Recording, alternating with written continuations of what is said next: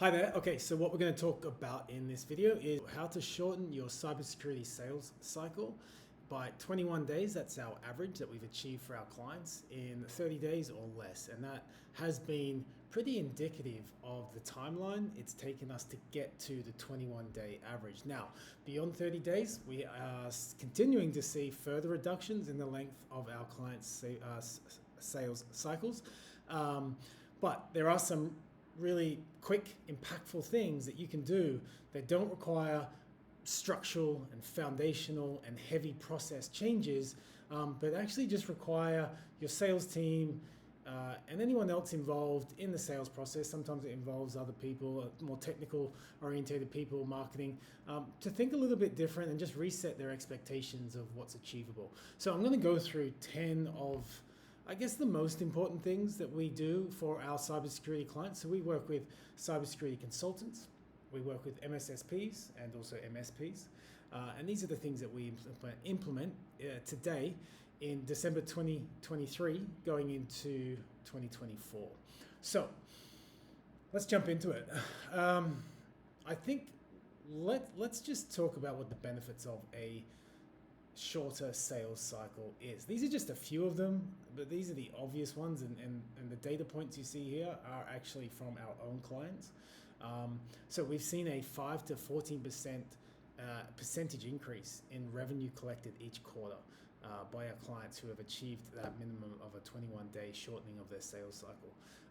Obviously, you're going to collect more revenue, which means your staff are going to perform better. They're going to be happier. It's going to lead to lower turnover. You're going to reduce your costs and time associated with hiring, paying recruitment agencies, because of the fact that you're shortening the sales cycle and there's less inputs into the sales process. You're going to decrease the cost of customer acquisition, which is going to increase your profit margins. So these are just some of the obvious ones. There's a whole lot more, but shortening a sales cycle is something that I know a lot of cybersecurity firms struggle with today and have been for a long time and will continue to do for a long time. But what you need to understand is that there are some quick wins, but there are some things that the juice is worth the squeeze with some of the more difficult things as well. And I'll talk about some of those tactics and ideas that are very effective.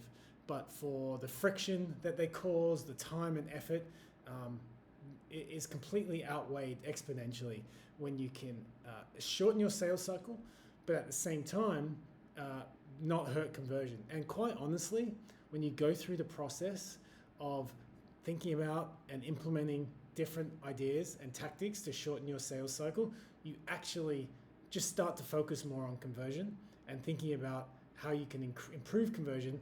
But it's also quite often just a necessary or a fortunate byproduct of doing some of these things that your conversion does increase. So it's you'll get a shorter sales cycle, plus you'll get a higher conversion rate or achieve a higher conversion rate. So why listen to me? So over 20 years, I actually have been doing exactly this for businesses as an employee. Two of those businesses, I was led the customer acquisition team, and we scaled those to 9-figure evaluations. One of them was acquired a few years ago for hundreds of millions. Now I do this for our clients. My team and I do this for our clients under the brand CyberActive, and we work with, as I said, cybersecurity consultants, MSPs and MSSPs. And that 21-day shortening of the sales cycle is what we have achieved for our clients. So it's really our data and what we've been able to achieve. So let's keep going. Okay, 10 proven and effective ways to shorten cybersecurity consulting and MSSP sales cycles. So put a lot of focus on lead qualification. And this all starts with knowing who your audience is. Don't guess it. Don't think you know it.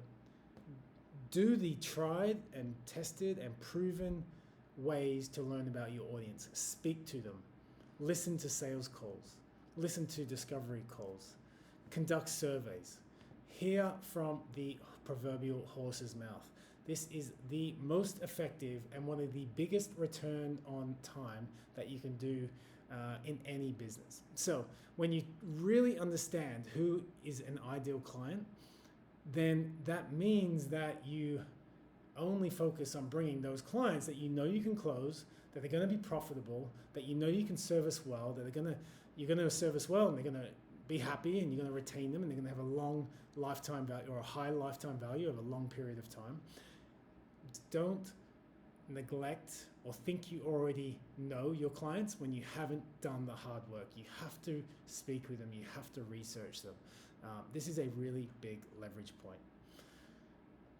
Your discovery must be excellent. Now, if you're watching this and you're thinking, what's a discovery? Well, then you definitely need to implement a sales process with a discovery component. But I think the chances are the vast majority of people and businesses watching this video will in fact have a discovery component to their sales process. This is, I'm not going to say it's the most, but it's definitely one of the highest leverage activities that I'm going to run through today. If you can do a really good discovery, if you really understand the prospect that you're speaking to, you take the time to dig deeper. You ask why. You ask, why is that? Why is that? Why is that? You do the 3 whys or the 5 whys. You get to insights that other businesses don't get to. And these insights allow you to craft an offer and a proposal that perfectly meets the business challenges and problems that they're facing and ticks their desires at the same time. And this obviously separates you and you stand out from any other firms that they're speaking to. But this process of doing an excellent discovery really sets up the foundation for everything that comes after it. So if you need help with discovery, reach out to me. I'm more than happy to send you over questions that we use for our discovery and what we give to our clients. But it's a lot of sales reps go into a discovery meeting. I don't think they go with that mindset of placing the gravitas and the importance upon it that it really is, because it really allows you to separate yourself from the competition and deliver a much better quality proposal, which means ultimately they're going to convert at a higher rate. There's going to be less back and forth because you've answered their questions, and these are the reasons why this is a critical way to shorten your sales cycle. Okay, a defined and repeatable sales process is a must. So this is just what I was touching on there. But once you have a defined and repeatable sales process with defined steps, so maybe it's a 5-step process or a 3-step process, and you have metrics at each of those steps, those stages, and you have KPIs, only then are you able to systematize that process, bring in salespeople that can plug into the sales process, which allows you to hire even lower quality salespeople because the process is doing a lot of the heavy lifting. But when you have a process that eliminates the guesswork, eliminates the arbitrary nature of sales reps at times where they want to, do custom element, it just lengthens the sales process. You need a defined and repeatable sales process. Typically, a 3 or a 5-step process I find works best for cybersecurity firms. Intelligently use technology, automation, and AI. So if you're not using a CRM, get one. Do a little bit of research. Most of them will fit your needs, but make sure you invest the time in setting it up correctly so that it actually meets the needs of your business. Build out your own pipeline that meets your sales process, meets the needs of your business. Automation is a big one. You can use this obviously in email follow-up sequences, SMS sequences. When people land on your website, people engage with your sales reps, you can automate a whole lot of those processes, and it's beyond the scope of this video to go into too much detail, but any process that is repeated, again, we're doing a repeatable sales process, so a lot of the activity can be automated in the sales process. And then AI, definitely, our team, we invest a couple of hours, each person a week, to learn how we can apply AI to the jobs that we're currently doing, and how we can how we can leverage AI to do jobs that we're not even doing currently. So we're trying to look forward. So again, beyond the scope of this video, I'll do another video on how we're using AI for our clients. But invest in technology, use it wisely. All right, now this one may be the single most effective tactic out of the 10 that I'm going to run you through that has the lowest required investment of time and effort for the biggest return. So stop scheduling meetings 1 or more weeks in advance. 2 to 3 days. You need to reset your expectation of the new normal. In business, we value people taking their time to come back with us. We accept someone when they say, allow me some time to think through this and get back to you, which is perfectly fine. But more often than not, we push out that timeline much longer than it needs to be. So if you stop scheduling meetings a week or more in advance, trust me, your clients, your sales prospects will be more engaged. There's less chance they're going to be hit up by a competition, by a competitor of yours. They're going to be more enthusiastic. They're going to remember more of what was said in the last call, so there's less going over things that you've already talked about. Every other stakeholder is going to be more likely to remember what happened in the earlier meetings. So just if you've got if your typical sales process includes 4, 5, or 6 meetings, then if you take 3 to 4 days of each of those, and instead of scheduling a meeting out 1 week in advance, you do 2 or 3 days, right there you've saved 18 to 21 days in your sales process, just right there with this one thing. And it's really, really easy. Obviously there is, you're going to need to work a little bit harder, a little bit faster. You're going to need to think about how internally you can rally the different stakeholders to make sure that you can get everything ready for those meetings in 2 to 3 days. But it's definitely possible. It allows you to shorten your sales cycle significantly and allows you to collect a lot more revenue. So it's a really, really good investment of your time and your team's time. And this is a similar sort of message, but respond and follow up quicker. Again, it may require you rallying the team or getting a team together and resetting the expectations of what is a new normal, what you're expected to do when following up with a client. But get back to them as quick as possible. Don't wait 24 hours. Wait 48 hours, because again, what might seem like small incremental time adds up significantly over the course of a sales cycle. So instead of waiting 48 hours to each email that you get from a client during the sales process, turn that into 4 hours, turn that into 6 hours. And if there's 30 or 40 different touch points, probably even more over the course of a sales process, right there, you're saving days and days and days. Okay, let's keep going. The power of video to tell stories, indoctrinate, and educate can't be undervalued. It is so powerful. So one way that we like to use this video in our sales process and we use with our clients is after the discovery call, but before the proposal, we send a recap of everything we went through. We confirm what our understandings were and talk about what the next stages of the process are going to be. In this video, we also talk about case studies that are relevant, testimonials, and any experience that we have that is relevant to things that were unearthed during the discovery process. This gets the prospects excited. It gets them to buy into our process more and who we are as a company, our clients' companies. It gets them more enthused. It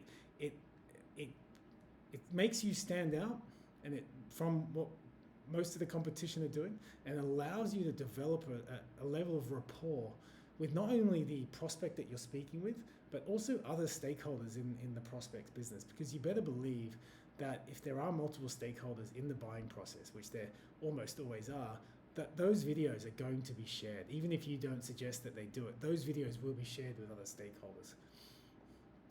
Mapping content to each stage and answer common questions. So what are we saying here? We all know that the 80% of the questions are the same from one prospect to the next, and they're typically asked at similar stages of the sales process.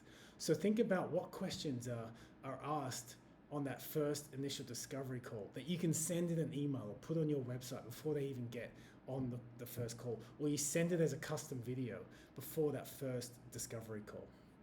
What questions are asked during the discovery? What questions are asked after discovery, but more often than not on the proposal call? Well, then include those in that follow-up video that I just talked about. So it takes some time just thinking about each of the steps, getting with your team, what questions are typically asked at each stage, and thinking about what is the best mechanism and the most timely mechanism to deliver that information.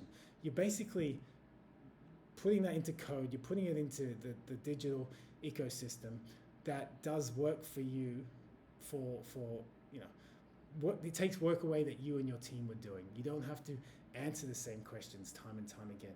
And what that allows you to do is have more productive meetings, because you're talking about things which are closer to the purchase decision, and you're not talking about those administrative type questions and those questions that can be easily answered in a video or on a web page or in an email. This is a huge one. Again, really undervalued by a lot of firms within cybersecurity and actually a lot of industries. But you need to be leveraging stories and case studies and quantifiable results that you're achieving for clients that look like your prospects. If they're in the same niche, that's perfect. That's what you want. If they're in a similar adjacent niche, have a similar problem, that's better than nothing. Case studies build your credibility as a business. They shorten the sales cycle because buyers buy into you. They believe that you can get results for them. And they are an extremely powerful way to bring down the length of your sales cycle. This last one. Okay, so keeping regular communication with your marketing team is essential because of the role that your marketing partner, whether it's a agency or a in-house team, because of the role that they play in helping you create some of this content that we've talked about, or setting up automations, setting up implementing AI into your sales process. Oftentimes it is the marketing team that takes control of a lot of these things. So you need to set up a culture and regular meetings or whatever it requires, so that there is regular and open dialogue. So you're giving timely feedback about what's working and what's not, because having a marketing team that is supportive and buys into the idea of shortening the sales cycle will also mean that they will come to you with ideas as well when they know that that's a common shared collective goal. So if you need help standing out from your competition, we do have a model where we don't work as an agency. We partner with our cybersecurity partners' businesses. We have money-back guarantee. We also structure our deals in such a way that we only grow when we add real revenue to our partners' businesses. And it's really a win-win type of deal structure where all of our incentives are aligned. And we are specialists. As I said, we only work within the cybersecurity realm and managed services. So at this point, we really know the industry, the various industries, the sub-industries, the sub-niches, but also your customer bases as well. If you do want to add an additional 1 to 4 high-value clients every month, the types of things that we will do, we obviously will come with a custom proposal based on what you need. And we sort of do it in we do it in the capacity of done for you coaching. We coach your team, we consult, and then we can hand over the reins to your team if you want to take on everything that we've been doing. Or we can just continue to work for your business and generate you revenue and work that way. That's also very common as well. So if that sounds interesting, just go to cyberactive.com and you'll speak with one of my sales team or myself. Thanks so much for watching. Hope you got some value from this.